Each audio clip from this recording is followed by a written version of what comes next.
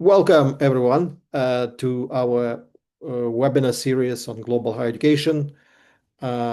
We resume this series in the new year. I hope you had a good start of the new semester. And today I have a great pleasure to welcome to our studio in Hong Kong, virtual studio, a good colleague, friend, Dr. Alper Çalikoğlu. I hope I pronounced your last name correctly, Alper. And Alper has been doing research on academic profession in global terms. So his recent publication with other scholars was released not long ago, and I believe Alper will share some insights from that particular study, but maybe also from his own experience, because Alper originally comes from Turkey. He did his PhD there.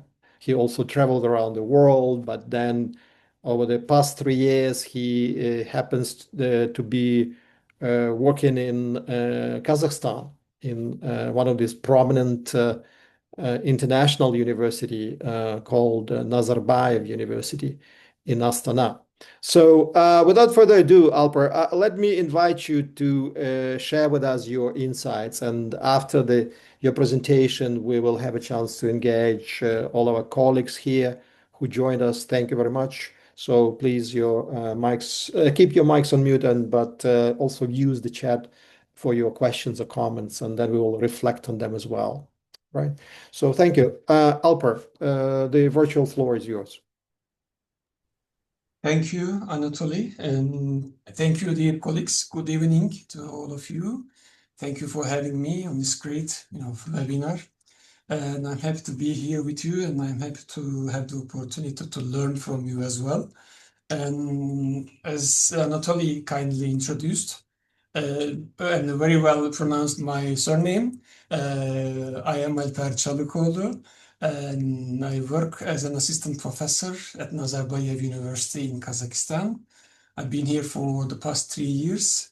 My PhD is from Turkey, but as Anatoly said, I had the opportunity to visit Finland, University of Helsinki, and the University of Arizona, US, as a PhD student. And it all started actually from there, like the international engagement and curiosity and my research related to internationalization in higher education.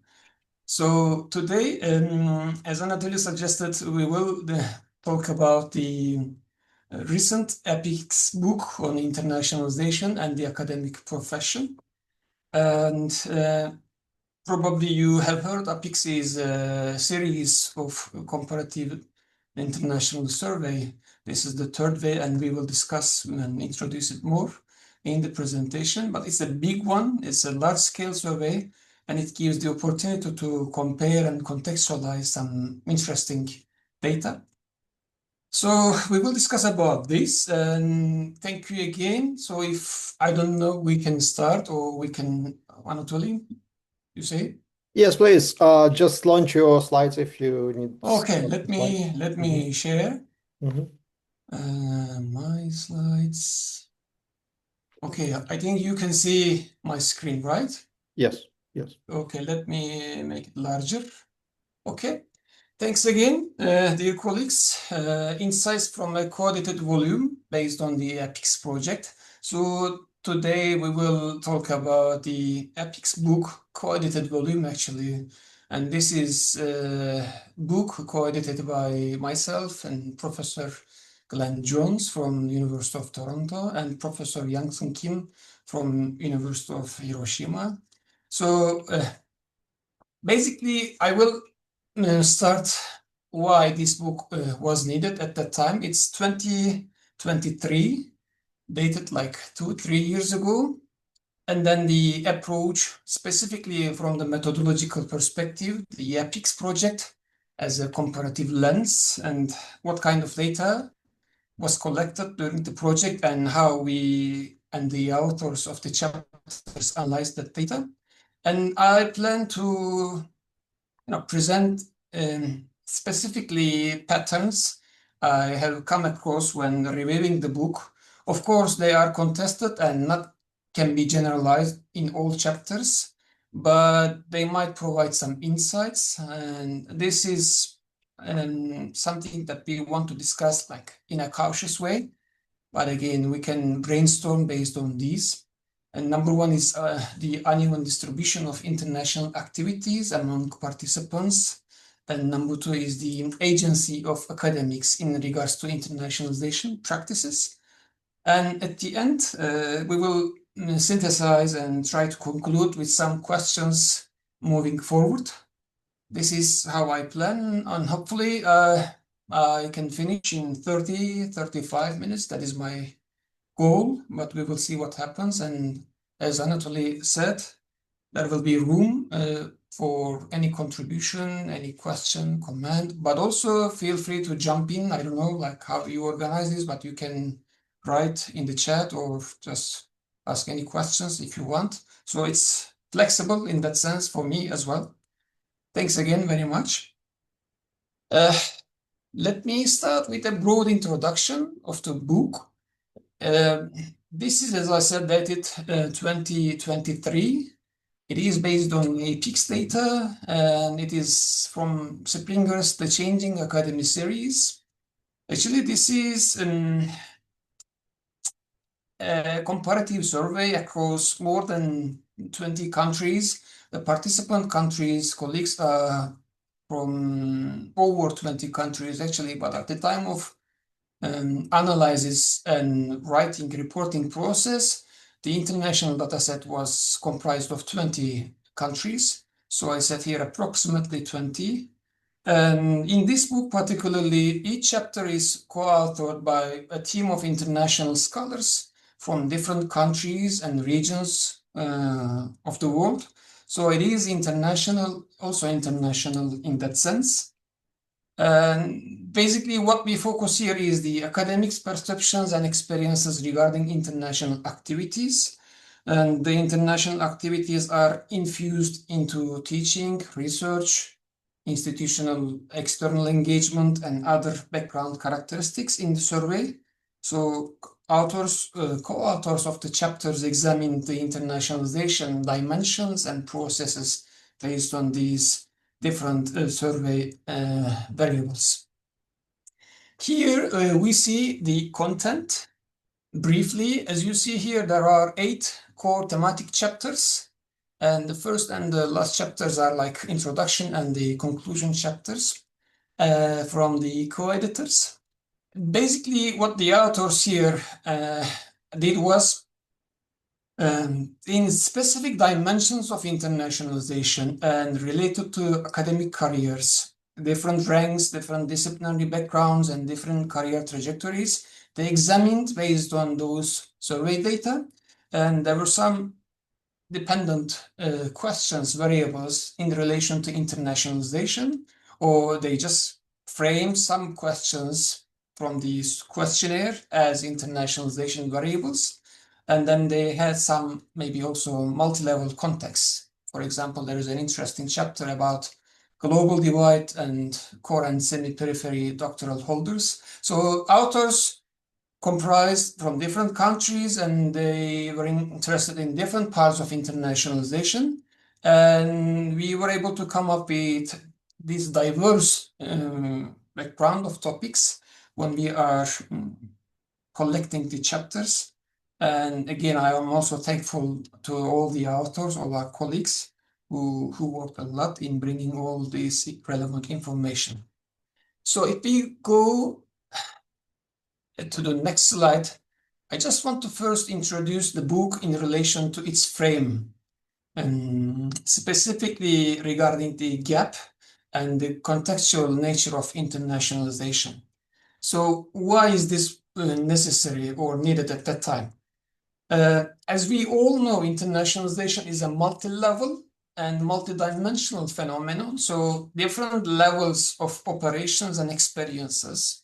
At the global level, there are different international organizations, or there are different global developments influencing or shaping internationalization, but also national policies and institutional strategies are also quite relevant. and influencing. On the other side, there is also the individual willingness and agency from academics, from international students, and from different stakeholder groups. So it is a multi-level phenomenon. And in relation to higher education, it is also, as we can imagine, it is also multidimensional. And from teaching to and curriculum organization to research, from mobility to internationalization at home. And recently, we discussed more about the online dimension, internationalization at a distance. So when we say internationalization, it's not just, as you know, one-sided concept. It is highly contested.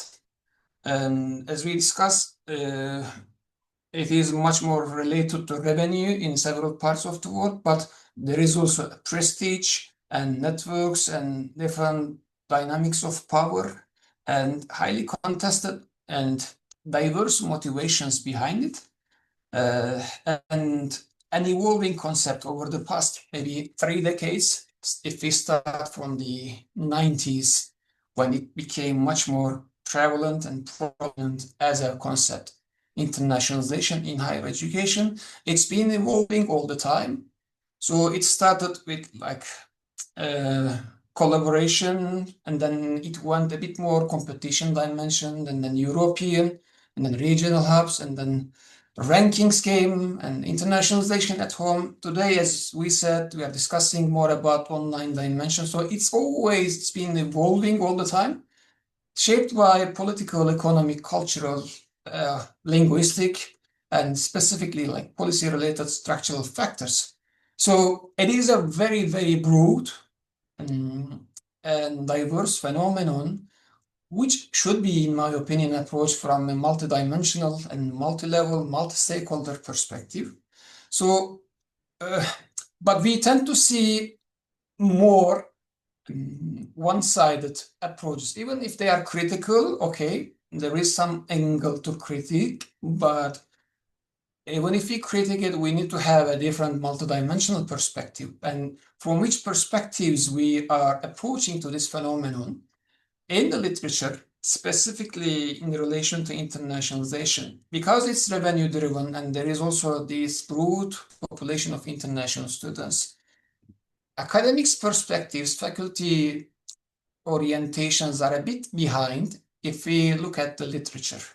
But we think that, and we could acknowledge that academics are one of the key stakeholders in higher education, and because of the nature of the academic work, and they have diverse motivations and expectations and priorities.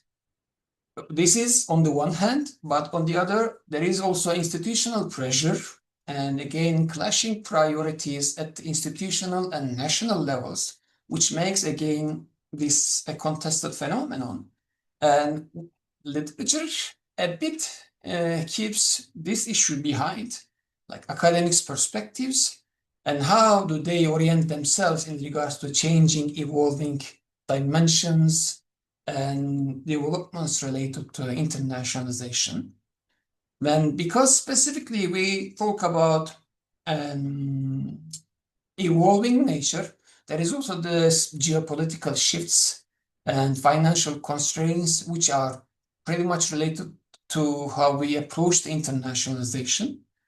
So we think that it was timely, and it is still, in terms of its stakeholder orientation. And one more major strength was about the APIKS project. We can definitely say that it is one of the largest comparative surveys carried out among academics on higher education. And the survey included like more than 200 items, actually. I don't know the exact number, but probably more than 200 or close to 3. And there were different dimensions in the survey: research, teaching, governance of higher education, academics, external engagement, their career prospects, specifically in relation to early careers, and then demographic variables. So it was a quite comprehensive questionnaire. And it is actually kind of a third wave of the previous international surveys on academic profession. We probably noticed that it all started with Carnegie 1990s, 1991 to 1993 academic profession. And then in 2007, there was the Changing Academic Profession survey, and this was, APIKS was the third wave of these international comparative surveys regarding academic profession. And in the end, with all these major strengths, it enabled us to have this contested phenomenon from a strong comparative lens.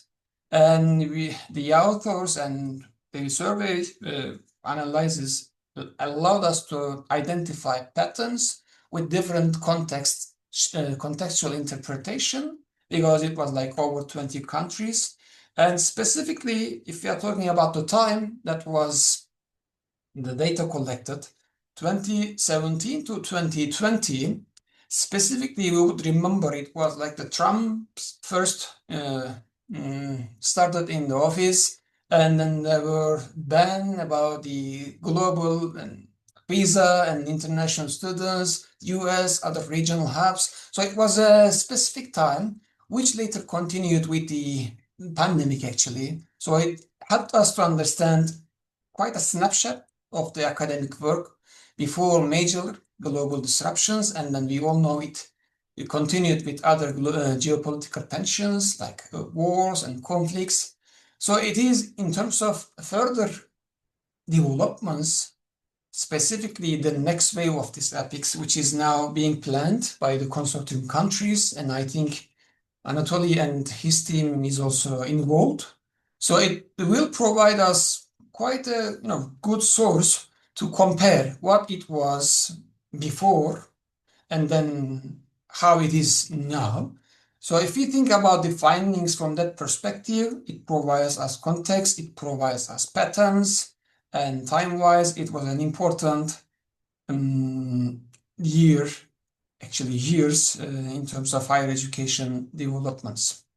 So far, I just wanted to briefly introduce and summarize the book and the APIKS methodology. If there is any question or any things to clarify, you can ask, or I can continue with the next slide.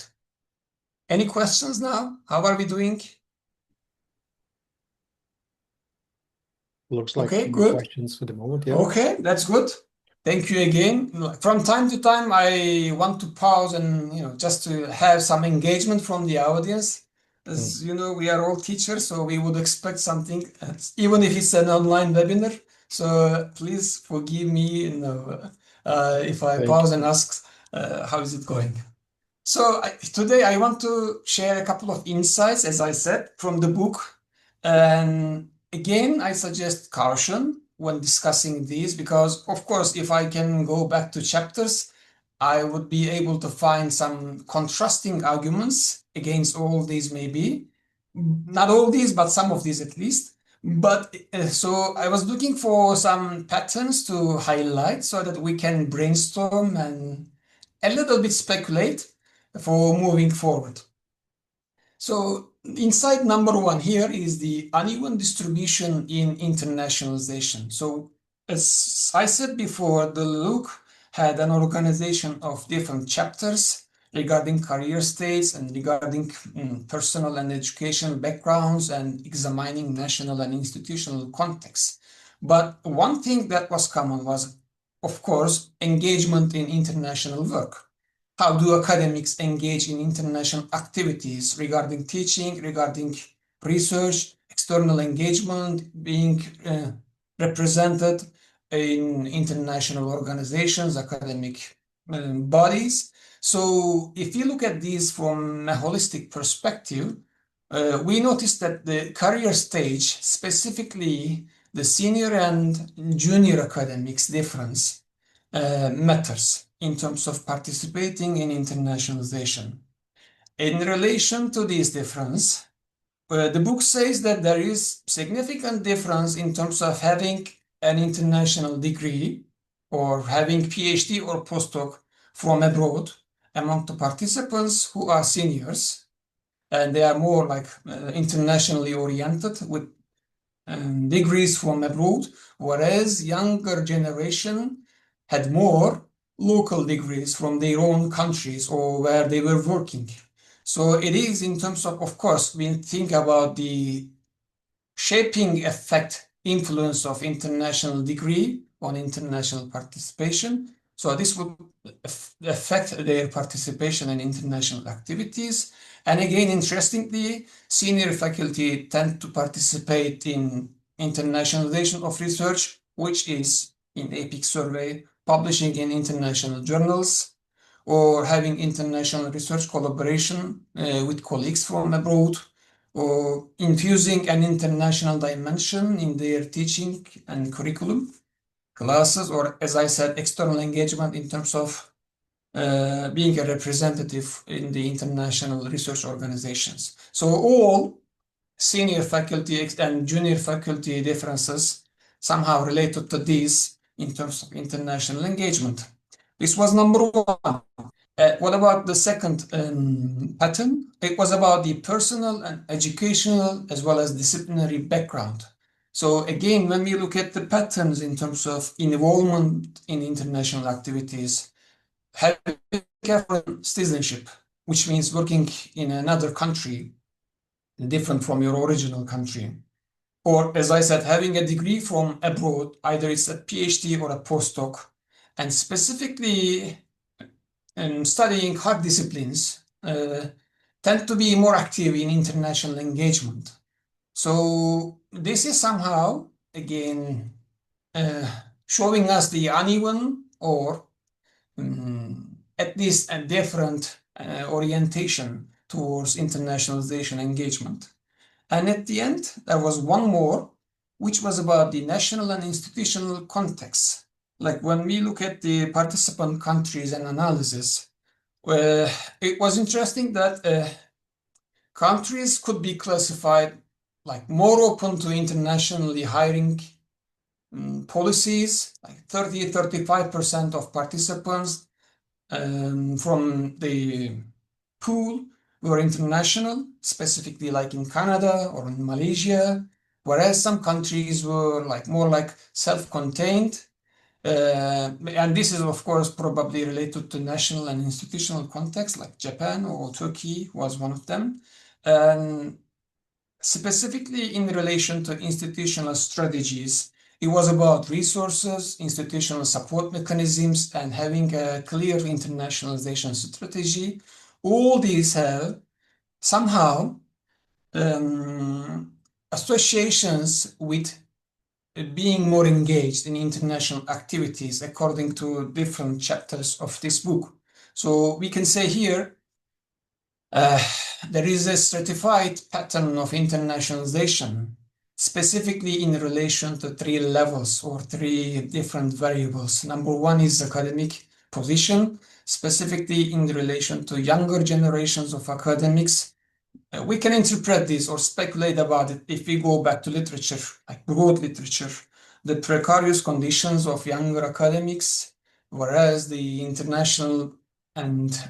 established faculty has more stable academic capital and networks, so they tend to enjoy probably when having an international orientation in terms of their activities, academic activities. And also this was about the academic background, like where do you have PhD, how do you network during your PhD and postdoc? And again, literature tends to support these kind of findings, like we remember from Marek Quakes and other studies. So when you start with a productive network, when you start with an international network, you tend to continue with those international and productive networks. And we see that again, it is confirmed, verified by several chapters here in this book. And then again, of course, the role of governmental and institutional settings, specifically the structural policies and environments, and they shape academic agency, like we will discuss it more in terms of the academic agency regarding internationalization of research and teaching. But again, still, there is this important role of governments and legislations and funding mechanisms and programs, which are quite highly associated in being involved internationally for academics. And this was, as I said, one of the key insights from the book. So it is uneven, diverse, and stratified in terms of participation among faculty members, participants. Any questions about the first insight? Or should I move forward? Anatoly? Okay, I'm moving forward. Thank you. So now I'm moving forward to second one. This is about academics agency in internationalization. And how I approach to this is like twofold. Number one, teaching and curriculum, and number two is research. So we all discuss academic work as autonomous or with academic freedom. So academics tend to have freedom in terms of what they do and how they do it. So they want to protect this freedom. And this is also related to, like, or confirmed also in their international activities. So there are some questions in the APIKS survey, and they try to capture these teaching and research dimensions. For example, here there was emphasizing international perspectives and content within the course and curriculum. It was about teaching internationalization. And when we look at the chapters examining this, we similarly notice that it is highly contextualized. Countries have, or academics from different countries have different orientations, and substantial cross-country variation is shown. But again, we see that some academics in some countries tend to approach this more comprehensively, like they have more international graduate students, they have more international degrees, and they tend to use these in their probably curriculum and teaching. And it is more comprehensive, whereas in some countries it is more about recruiting international students or having an emphasis on international perspectives in their content, teaching content. But again, there were some enabling conditions associated with this highly internationalized teaching.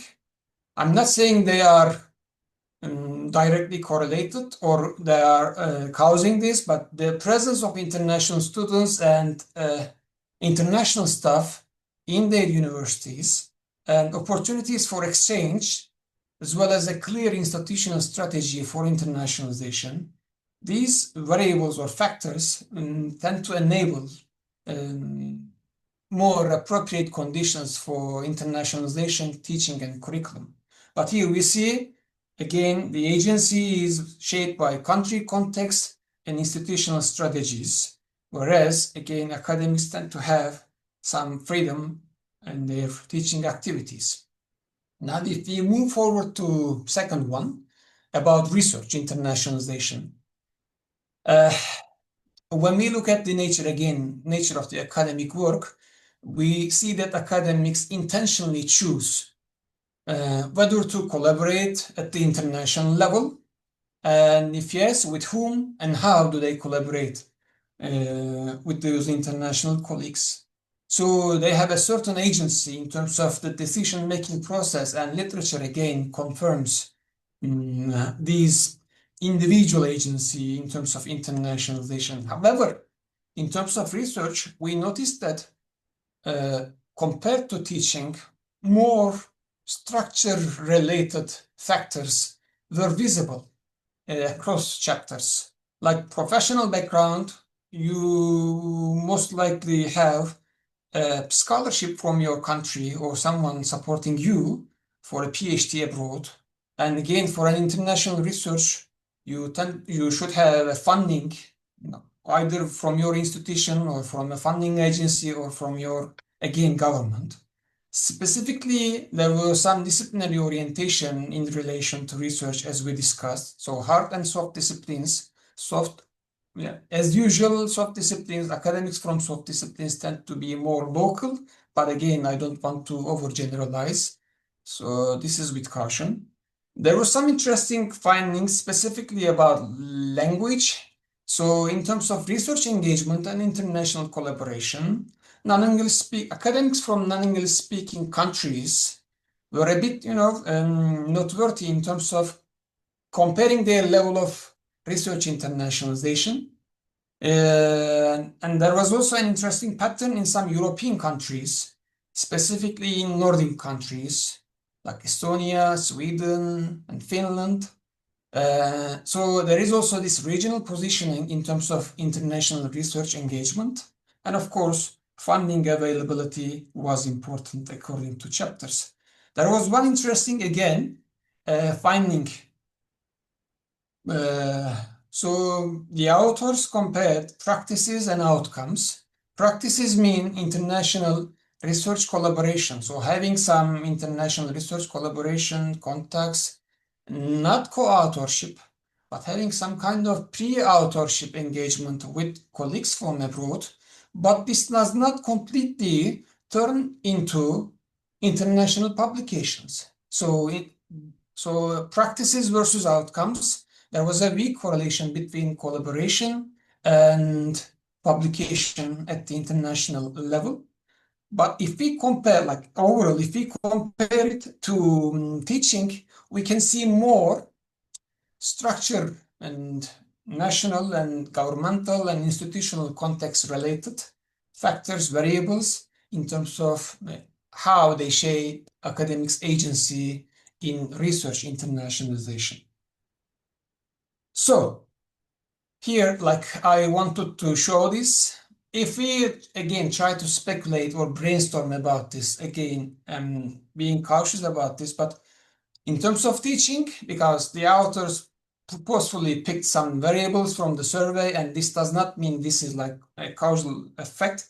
But again, if we compare teaching and research in terms of international engagement, maybe teaching internationalization might have a more immediate academic control because it is still within the academics control. Like, do we decide how to design our curriculum? Yes. And how we organize our classroom practices? Yes. And with some kind of or level of exposure to international perspectives, internationalization of teaching is still much more like balanced in terms of academic and agency and structure. But when we go look at the research perspective dimension, it is more like structurally mediated with funding mechanisms, with national and institutional context, and networking and partnerships, as well as with those educational background, which takes time and requires specific programs. And we can, again, cautiously say that there might be some kind of differences in terms of the demonstration of faculty agency in internationalization of teaching and internationalization of research. So I try to conclude almost 30 minutes. Okay. So what does this mean if we want to conclude this? So as we understand from these insights from the beginning, like number one, number two, it is unevenly distributed, stratified, as we could expect, and it is highly contextualized. We can say one size fits all approaches. Like when we look at the internationalization, there are some trends. Specifically, we feel motivated to approach to internationalization, rankings, critical perspectives, geopolitics. But again, every country, every institution, every discipline might have a unique, separate contextual background. So again, we might need a combination of perspectives here when we approach the internationalization, which can benefit from contextualized theories, indigenous perspectives, local context, or as well as the structure and how the national and governmental strategies, policies prioritize internationalization in that specific institutional and disciplinary context. So, how do we move forward from here? And like we said, we are witnessing more global disruptions. After the pandemic, we now see more digitalization. We see AI, we see different digital tools, internationalization online at a distance, because of geopolitical tensions and wars and funding issues. So it is still much more, becoming much more disruptive, and it is already uneven and highly contextualized.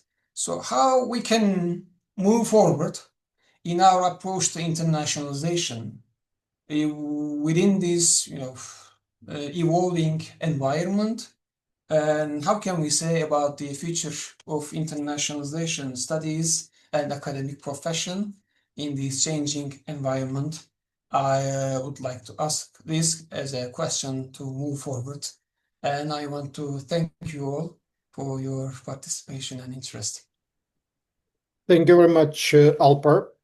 That's a very insightful presentation, and we very much appreciate you giving us a lot of food for thinking, because we are all part of that global process, right? Just creating this international academic profession.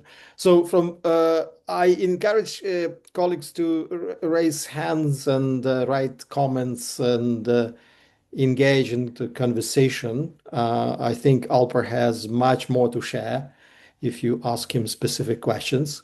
So I'll be more than happy to invite you, and we have some 20 minutes now. So I can see Daniel has raised his hand. So please do so. Others also use the emotion. Yeah, just you know how to use the Zoom now. So I see other hands going up. So we will have more. So Daniel, please ask your question or Yeah, make comment. yeah. Thank you very much for the explicit presentation by the presenter. Yeah, you did justice to the topic. Yeah, thank you very much. So my question goes thus. They are in two perspectives. Yeah, the first one is, does the ranking of universities dwell on its internationalization status quo globally? Why am I asking this?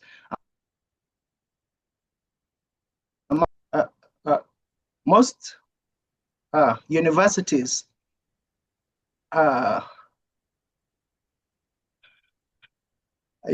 usually placed on a particular pedestal. Year in, year out, they are being considered as the high-ranking universities globally. So, and I realize that most of them do not usually replicate the basis on which they are being ranked. Instead, they are being dwelt based on their international accreditation, in which they are able to ascertain, be it financially or via connections. So will you as well consider being internationalized? Thank you very much. Thank you. Alper, yeah, there was some a bit of a disruption in the. Yeah, please correct me, or if I understand it, right. So rankings replicate some inequalities, as far as I understand, like if first year and in and the next year out, and they are being ranked based on international accreditations, and it is not specifically infused in the work they are doing in higher education. So I couldn't get the last part of the question. I was able to, hear this, But if you could one more time, specifically the question word, the sentence, if you could repeat, that would be very helpful.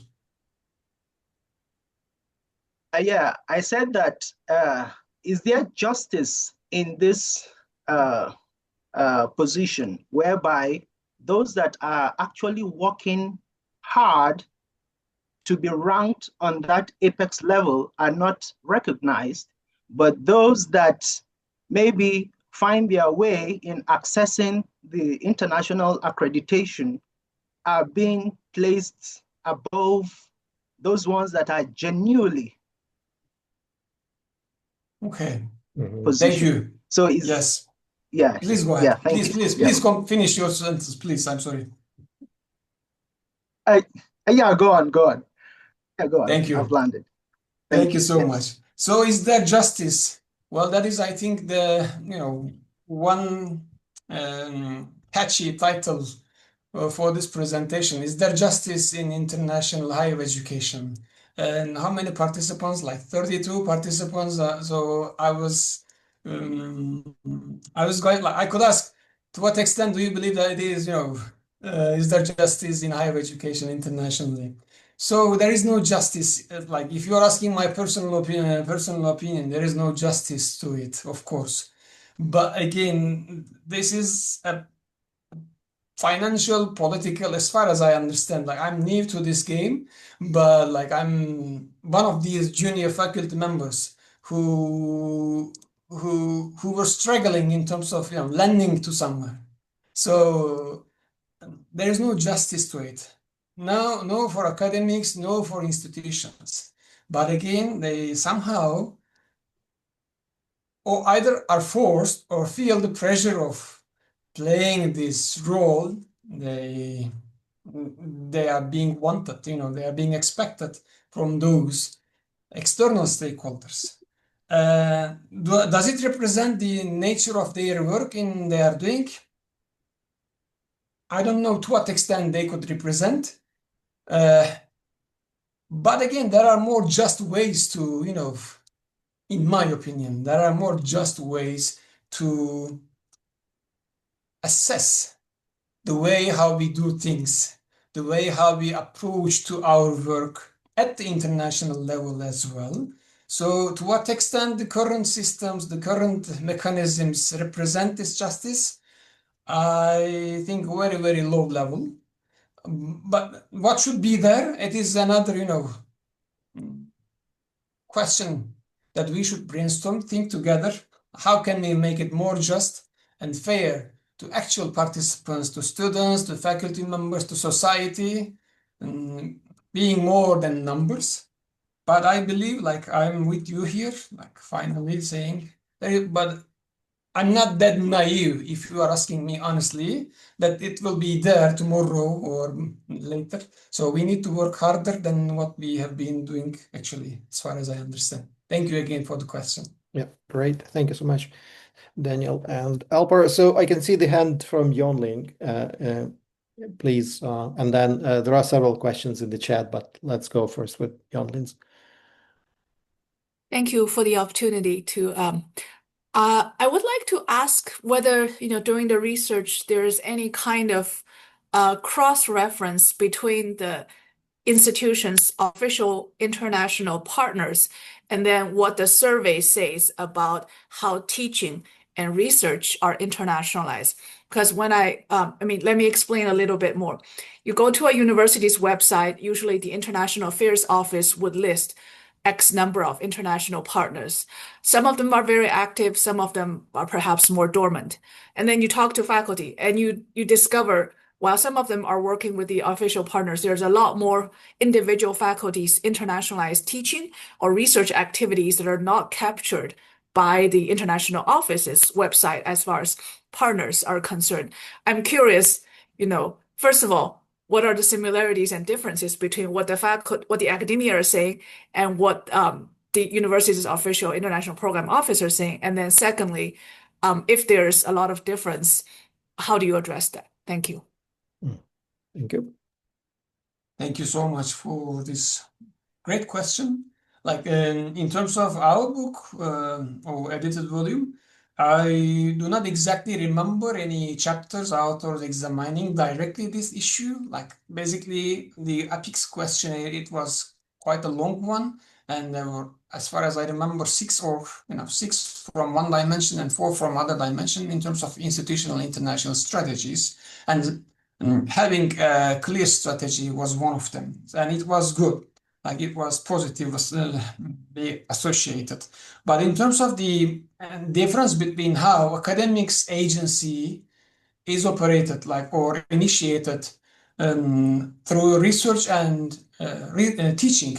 So academics do their job, and they do not like we all know they do not.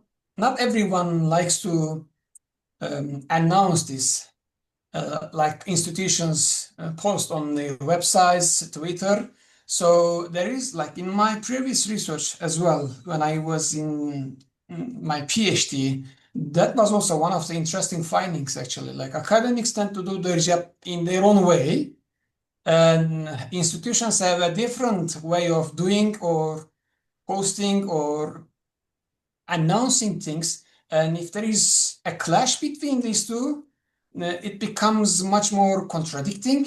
But if there is a parallel route in these between two stakeholders, it is much more healing in terms of internationalization and positive environment in terms of parallel motivations and priorities. So I think it would be a great, again, study in terms of how do they represent or present their institutions and their own agendas and work in their international activities.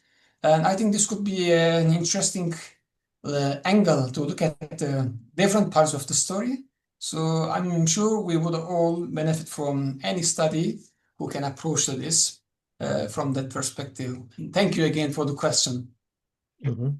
Thank you. And let us look into the chat. And there are at least 3 questions which I can see now, Alper. So one is from Maria Ligia. So she's asking, would it be possible to see internationalization as a resource in the dispute for prestige and funding?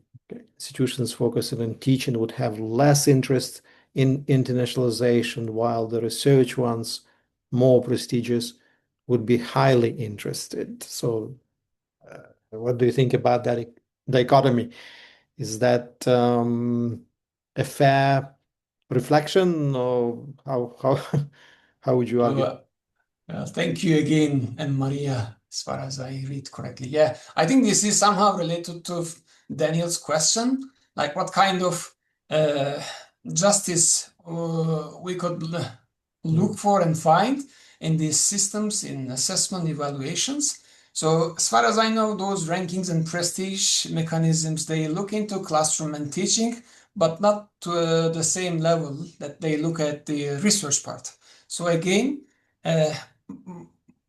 but none of these, like if in my opinion, none of these directly touches, although there might be indirect effect, directly touches how we approach the internationalization. Like to what extent we think about the multicultural or international nature of our classroom engagement when we look at the teaching perspective, or to what extent do we need to balance indigenous, theories when we are bringing theories from West. And how do we approach the theoretical perspective, for example, in our graduate studies in education? So in my opinion, when we look at the teaching perspective, and none of them are represented in these rankings and prestige game.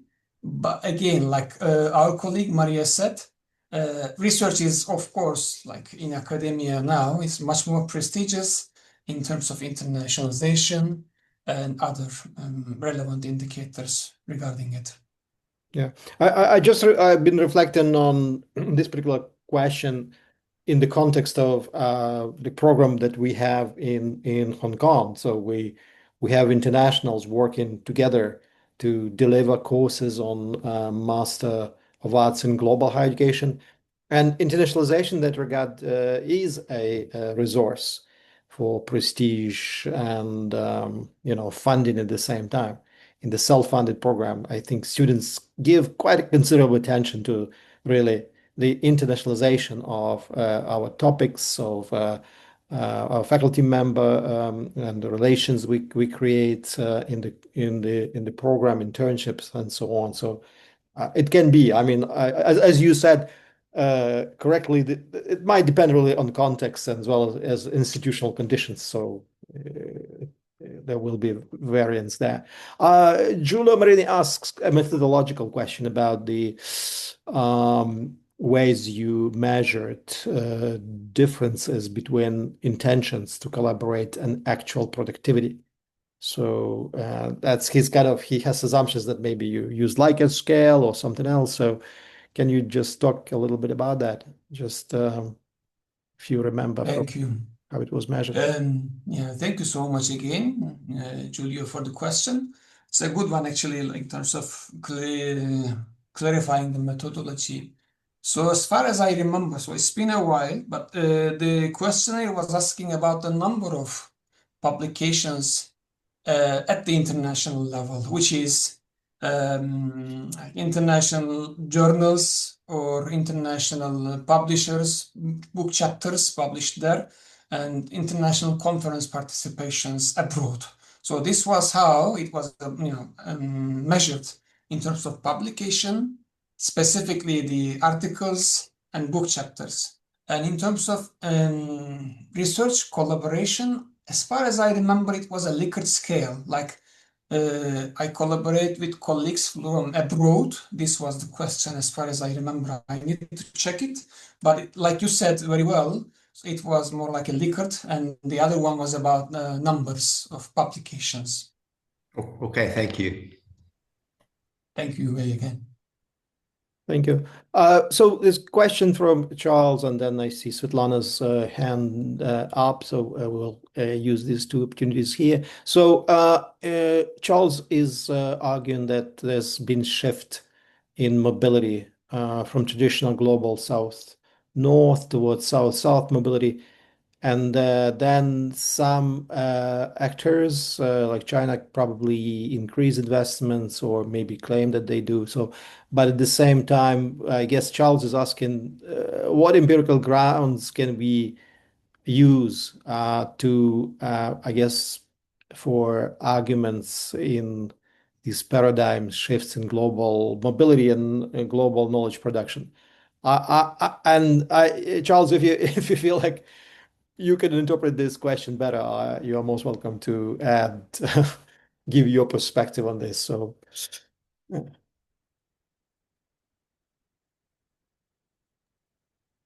yeah, I guess Alper, just you saw Okay. the Well, I was waiting for text. Charles, if you know Mhm. anything.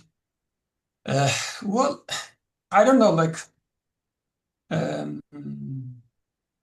theoretically speaking, I'm a bit skeptical about this generalization of global north and global south without specifically focusing on the context that we are talking about. If we talk about a geographical global south, it could be which country, like again, if it's South America or if it's South African or it is, I don't know, Asian, or if we talk about the language perspective, are we talking about non-English speaking or languages with minorities? So this is also, in my opinion, contested, but I agree with that,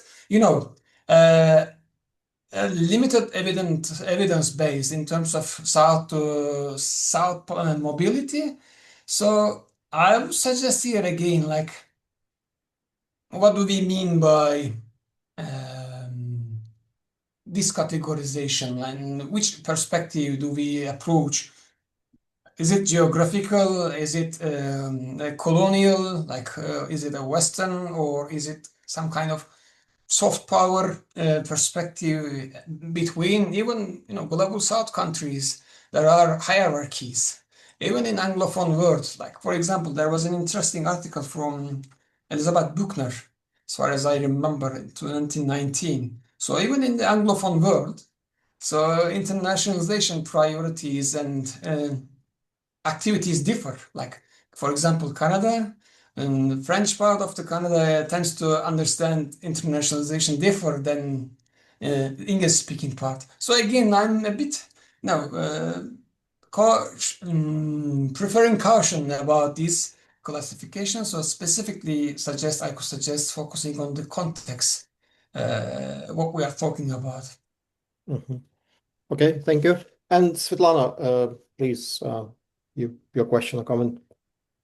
Thank you, Alper, for your insightful presentation, and thank you, Anatoly, for this opportunity. It's also always a unique option to ask the authors whom I already cited. It's always a pleasure. So my question is related to the link between the internationalization of higher education, including all internationalization activities, and internationalization of research.